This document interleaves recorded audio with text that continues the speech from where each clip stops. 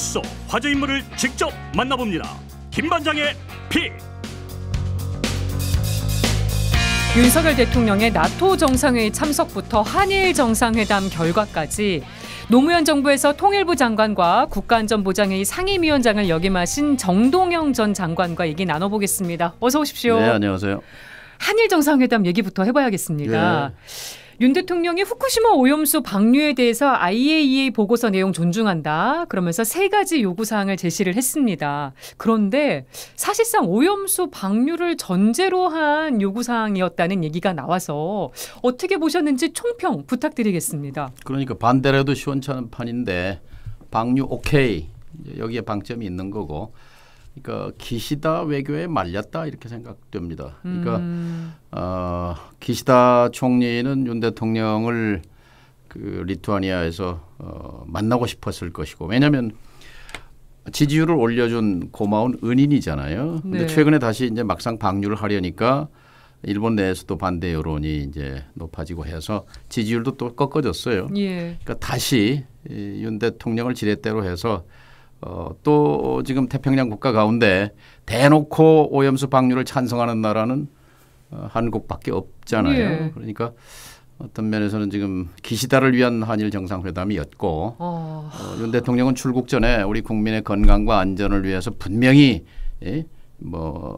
밝히겠다, 입장을 네. 밝히겠다 했는데 막상 그 모니터링에 한국 전문가 참여하게 해달라는 요구를 기시다는 귓등으로 듣고 들은 척도 안 했거든요. 답변을 안 했어요. 그러면 계속 물고 늘어져서 그거라도 하나 얻었으면 그나마 체면은 좀 살렸을 텐데, 사실 국민적 요구는 방류를 잠정 보류해라라는 그게 민심이거든요. 근데 이런 들끓는 민심을 외면한 아마 윤 대통령이 대가를 치를 겁니다. 대가까지. 정부는 뭐 의미 있는 논의가 오갔다 이렇게 좀 의미부여를 하는 것 같은데, 이 정부가 하는 말은 그대로 믿을 수가 없습니다. 그러면 이 상황 어떻게 가야겠습니까? 지금 기시다 총리는 여름 방류 입장을 오늘 재확인했거든요. 아니 지금 이 정부는 국민의 세금을 들여서 이 방류에 문제가 없다는 걸 홍보 광고까지 하려는 정부 아닙니까? 상식을 뛰어넘죠. 사실 윤 대통령을 찍었던 많은 유권자들이 기대한 건 공정과 상식이었거든요. 예. 상식이 야하죠.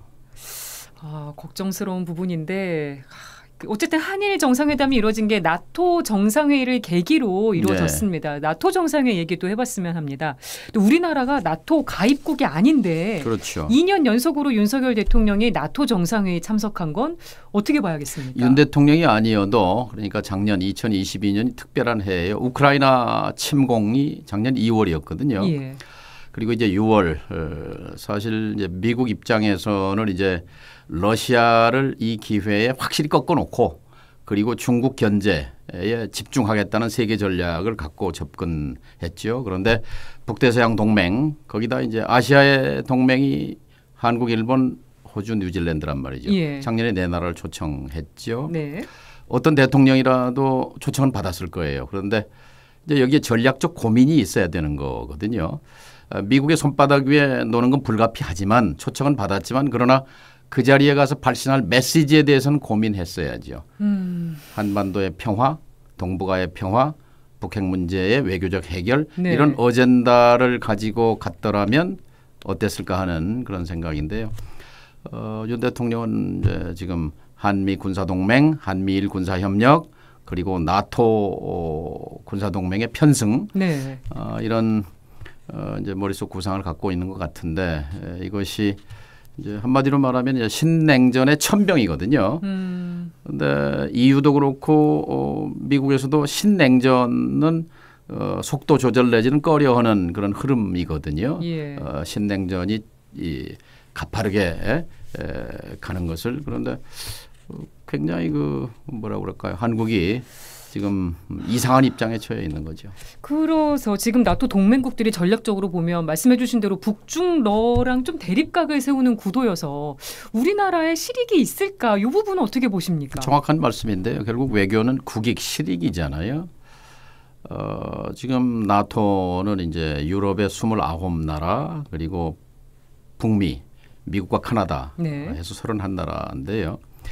1949년에 이제 소련에 대한 이 대항 수단으로서의 동맹을 맺었는데 91년 이제 91년에 소련이 해체되고 나서 그리고 이제 나토가 사실 좀 무력화됐었죠. 좀 힘이 빠져 있었는데 이제 작년 그러니까 나토는 이제 전략 개념을 새로 이제 정리했어요. 예. 러시아를 위협 그리고 중국을 도전. 그러니까 서방 세계의 안보와 이익에 대한 중대한 도전이고 위협이다 이렇게 규정을 했단 말이죠. 예. 그 개념 하에서 이제 아시아의 동맹국들을 나토에 끌어다 붙인 건데 자 여기서 그럼 얻는 국익은 무엇인가 말하자면 미국은 첫 번째 지금 미국의 관심은 북한에 없습니다. 네. 첫 번째는 대만이고 또 우크라이나 전쟁이에요. 나토나 EU는 우크라이나예요. 예. 대만만 해도 멀어요. 그 사람들에게. 네. 우리에게 직접적인 위협과 안보 우려는 북한이에요. 예. 그런데 미국은 관심도 없고 EU는 멀리 있고 대만과 우크라이나는 멀어요. 네. 사실은. 그러니까 비유하자면 자기 집에 불이 났는데 이건 놔두고 이웃 동네 불 끌어다니는 격이 돼버린 거예요. 저는 사실 이 반중 반러 이 구도도 우려가 되는 게 중국과 러시아는 그렇다고 해도 미국과 물밑 협상이나 외교를 또 하고 있는 거잖아요. 그렇죠. 그러니까 이 부분도 우려가 되는 점입니다. 오죽하면 디커플링이 아니다. 커플 이렇게 함께 짝이 되는 거 네. 이거를 떼놓는다. 관계 분리, 탈동조화 이것이 아니고 이것은 미국이 그렇게 하고 싶어서가 아니라 동맹국들이 속속 이탈하기 때문에 EU 또 독일 스페인, 프랑스, 이태리 등등이 이 중국과의 경제 관계를 단절하고는 경제를 유지할 수가 없는 그런 하소연을 하고 그래서 그 EU에서 나온 개념이 디리스킹 네. 그러니까 다양화, 위험을 줄이자 뭐 이런 그걸 이제 미국이 어쩔 수 없이 받아들인 건데 한국은 지금 윤석열 정부는 실제로 중국 경제는 내리막이다. 그리고 이제 중국 의존에서 벗어나야 된다. 다른 말로 하면 탈중국이지요. 그것을 네. 이미 공개적으로 천명한 바가 있는 거죠. 너무 성급하게 국제 정세를 깊이 있게 읽지 못했다고 봅니다. 그러니까 최근에 제닛 옐런 재무장관 또 갔잖아요. 블링컨 네. 국무장관에 이어서. 그러니까 한쪽으로는 압박하면서 또 한쪽으로는 기업들을 보호하고 이익을 챙기고 한단 말이죠. 그런데 이번에 박진 장관이 지금 자카르타 갔을 텐데 거기서 또 공교롭게 중국 외교부 장관이 뭐 안 왔어요. 이제 정치국원 왕이 위원이 왔는데 예. 어쨌든 지금 지난 상반기 고위급 접촉이 없었단 말이죠. 예. 미국은 직접적으로 중국을 때리면서도 대화를 하잖아요. 국익을 네. 위해서, 실익을 위해서. 우리는 지금 청부를 받아서 중국을 때리는데 우리 국민의 이익, 기업의 이익은 누가 보호합니까? 그런 점에서 지금 윤석열 정부의 최대 과제는 중국과의 관계를 어떻게 풀 것이냐 이겁니다. 네. 그리고 윤 대통령이 나토의 그 우크라이나 신탁 기금에 우리 정부도 참여를 할 예정이라고 밝혔는데 이 신탁 기금 참여에 혹시 무기 지원도 포함이 되는 건지 당연하죠, 당연하죠. 이 부분은 어떻게 봐야겠습니까? 예, 그러니까 이렇게 되면 이제 점점 더 러시아와 적대 관계가 되는 거죠. 지난 90년의 한소 수교, 한러 수교죠. 그래서 30년 동안 싸워왔거든요. 전략적 협력 동반자. 네. 그러니까 전략이라는 말이 앞에 붙은 거는 정치 외교 안보 협력도 한다는 얘기, 군사 협력까지도 포괄하는 내용인데 이 동반자에서 전략적 동반자 입장에서 적으로 적대 관계로의 전환이니까 이것은 정말 국익을 생각하는 윤 대통령의 머릿속에 과연 국익이라는 개념이 들어있는 것인지 묻고 싶습니다. 그리고 네. 대개 이제 그 국내에서 인기 없는 지도자가 해외에 나가는 걸 즐겨합니다. 왜냐하면 밖에 나가면 환영을 받잖아요. 예. 윤 대통령도 미국 가서 뭐 환영받고 일본 가서도 환영받고 이번 나토에 가서도 뭐 미국 의원들 만났더니 뭐 무슨 아메리칸 파인가를 떼창을 하고 예. 환영했다는 거죠. 환영했다는 것은 그 나라의 이익에 복무했다는 얘기예요. 일본 이익에 도움이 되니까 기시다도 좋아했고 바이든도 미국의 이익에 한국이 도와주니까 좋아했는데 우리가 그렇게 남만 도와주고 남의 국익을 도와주기만 할 입장인가. 우리가 이번에 그럼 챙긴 게 뭐가 그렇죠. 있을까요? 나토에 가서 사진 찍고 한 건 좋지만 과연 거기서 우리가 얻을 수 있는 게 뭔가. 윤석열 대통령이 나토 정상회의 끝나고 이제 폴란드로 이동을 네. 했습니다. 폴란드 우리 정부가 이제 우크라이나에 대한 우회 지원국으로 거론이 됐던 나라인데 폴란드 방문 어떻게 보세요? 예, 뭐 이제 공식 방문, 거긴 뭐 국빈 방문이라는 게 없다고 하니까 양자 관계는 해야죠. 그런데 가면서 뭐 자유와 민주주의의 가치를 지킨 뭐 폴란드, 그런데 폴란드에 지금 얼마 전에 50만 시민이 나와서 반정부 시위를 벌이고 예. 또 그 인권 탄압에 대해서 뭐 정정이 불안한데 네. 그걸 알고 한 얘기인지 잘 모르겠습니다만 어쨌든 우리가 폴란드 민주주의를 따라갈 수는 없죠. 네. 북한 얘기도 좀 해보겠습니다. 네. 북한이 나토 정상회의 일정 도중에 이제 동해상으로 장거리 탄도미사일을 발사했습니다. 예. 윤 대통령이 이제 현지에서 국가안전보장회의 상임위원회를 주재했는데 또 국가안전보장회의 상임위원회 또 활동을 하셨었으니까. 말씀이니까 그렇지 정말 NSC가 미국하고 한국에 있는 제도예요. 왜냐하면 네. 24시간 우리는 한반도를 늘 들여다보고 경계를 해야 하기 때문에 예. 그런데 NSC 회의를 즉각 주재한 건 좋은데 뭐 방법론이 사실은 작년에 한미 정상회담에서 북핵 문제 해결은 외교적 해법밖에 없다고 공동성명에서도 밝혔어요. 예. 그런데 지난 1년 동안 외교가 있었습니까? 대화가 있었습니까? 협상이 있었습니까? 오로지 힘과 억제에 의한 압박에 의한 진짜 평화 노래를 불렀는데 강조해왔죠. 그게 진짜 평화가 아니라 위험한 평화 지요. 위험한 평화의 파괴지요. 말하자면. 북한의 도발 배경이나 의도는 어떻게 보세요? 나토 겨냥한 거라고 봅니다. 그러니까 14년 전에 2009년 4월인데요. 그때 새로 출범한 오바마 대통령이 첫 해외 순방으로 유럽을 방문했어요. 체코의 프라하의 광장에서 10만 명 앞에서 연설할 예정이었는데 네. 그날 새벽에 보좌관이 깨워요. 북한이 장거리 탄도미사일을 쏘았습니다. 그래서 오바마가 불같이 화를 내고 연설문을 수정해서 한 페이지 거의 한 반 페이지 이상을 북한을 비난하는 연설을 하지요. 예. 그러면서 사실 오바마 정부 8년 동안 전략적 인내라고 하는데요. 그 사실은 방치지요. 그래서 북핵 문제가 그 8년 동안에 이제 한국은 이명박 박근혜 정부 네. 기간이었어요. 이때가 북한 핵 능력과 미사일 능력이 최고조로 발달한 때입니다. 핵실험 4번 했죠. 예. 그 시기에 미사일 발사 100번 작년에 또 100번 한 200번 도발이 탄도미사일 많았고. 했죠.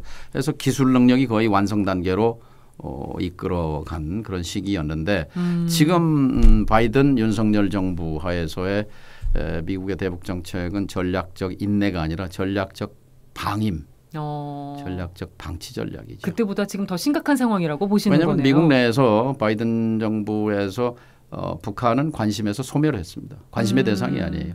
오로지 대만, 중국 그리고 우크라이나만 있는 거죠. 그 상황 속에서 북으로서는 뭐 인정투쟁이라는 말도 있습니다만 네.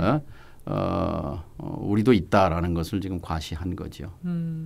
북한 김여정 노동당 부부장 담화가 그 도발 네. 전에 있었는데 위임을 받아서 발표했다는 표현이 위임은 아마도 김정은 위원장으로 보이고요. 네. 또 남조선이라고 하지 않고 대한민국이라고 한 표현 주목이 됐습니다. 이건 어떻게 보셨습니까? 그동안 30년 동안 남쪽 북쪽 30년이라는 건 92년에 남북 기본 합의서에 이 남북 관계를 이렇게 규정합니다. 남과 북은 통일을 지향해 가는 과정에서 잠정적으로 형성된 민족 내부의 특수관계다 네. 이거죠. 그러니까 91년에 유엔에 동시에 가입해서 국가 대 국가 관계지만 그러나 민족 내부의 관계로 그래서 세금도 매기지 않지 않습니까? 네. 물건 사고 팔 때도.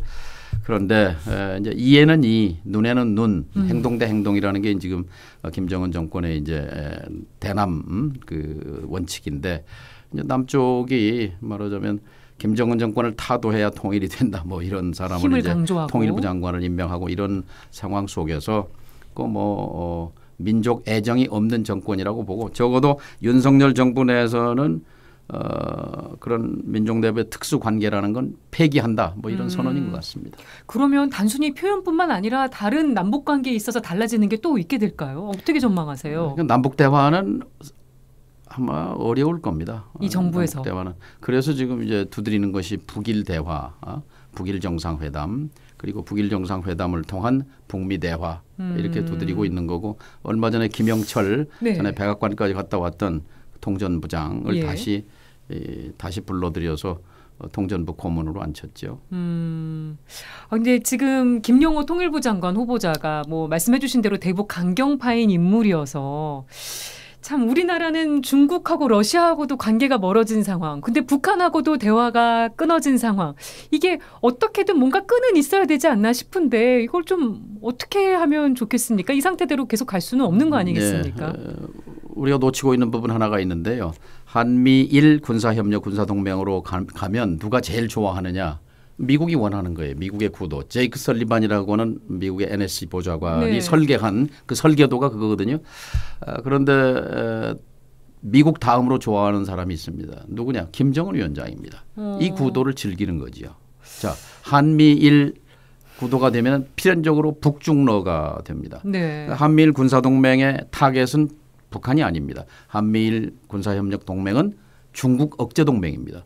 한미동맹이 강화되는 것은 자신들에게 공포스럽지만 한미일로 엮이는 것은 오히려 중국 러시아가 뒷배가 강화되는 이번에 ICBM을 쏘았지만 뭐 6,000km까지 올라가는 15,000km 그걸 정상 각도로 하면은 15,000km를 날아갈 수 있는 예. 미국 전역을 커버할 수 있는 이제 최신형 미사일인데 ICBM인데 유엔에서 규탄도 못합니다. 결의안 채택 못하죠. 6년 전에 2017년에 그 화성 17형 ICBM 처음으로 쏘았을 때 세계가 놀랐고 그때 유엔이 규탄하고 제재 결의안도 통과하고 중국과 러시아도 협력했습니다. 네. 그러나 6년 사이에 지금 상전벽해가 돼서 국제 정세 지형이 많이 변했죠. 이건 뭐 유엔은 지금 유엔 안보리는 있으나마나한 존재가 돼버렸고 네. 한국과 중국은 지금 적대적인 한국과 러시아는 상당히 그러니까 이 지정학의 위기가 지금 올라갔다, 증폭됐다. 불안한 국면이라고 생각합니다. 네, 시간이 1분 정도밖에 안 남아서 짧게 여쭤보겠습니다. 이제 통일부 역할이 바뀌는 거 아니냐. 김영호 통일부 장관 후보자 뭐 인사청문회를 거치긴 해야 됩니다만 통일부 장관을 역임하신 분으로서 이 통일부의 역할론 어떻게 보십니까? 안타깝습니다. 통일부 직원들 정말 고시 합격해서 통일부를 지원한 그 민족에 또 뭔가 자기의 사명감 얼마나 시리와 절망에 빠져 있을까 생각하면 참 가슴이 아픈데요. 네. 차라리 이랬으면 통일부 폐지하고 통일부에 있는 우수한 인력들 다른 부서로 재배치하는 것이 맞고 그치. 다음 정권 교체해서 제대로 된 평화통일부 다시 만드는 것이 낫다고 생각합니다. 김영호 장관 체제하에서 통일부 무슨 의미가 있겠습니까? 차라리 예. 통일부 폐지해라 하는 것이 제 생각입니다. 네. 지금 유튜브로 보고 계신 다시보금님께서도 현 정부가 너무 답답하다. 북한과 대화를 해야 되지 않느냐 이런 의견 남겨주셨는데 정말 북한과의 대화의 끈이 언제 다시 연결이 될 수 있을지 좀 답답한 상황인 것 같습니다. 네, 김혜영의 뉴스공감 오늘 여기서 인사를 드리도록 하고요. 유튜브 후토크로 민심은 Y 이어가도록 하겠습니다. 정동영 전 장관 여기서 인사드리겠습니다. 오늘 인터뷰 고맙습니다. 감사합니다.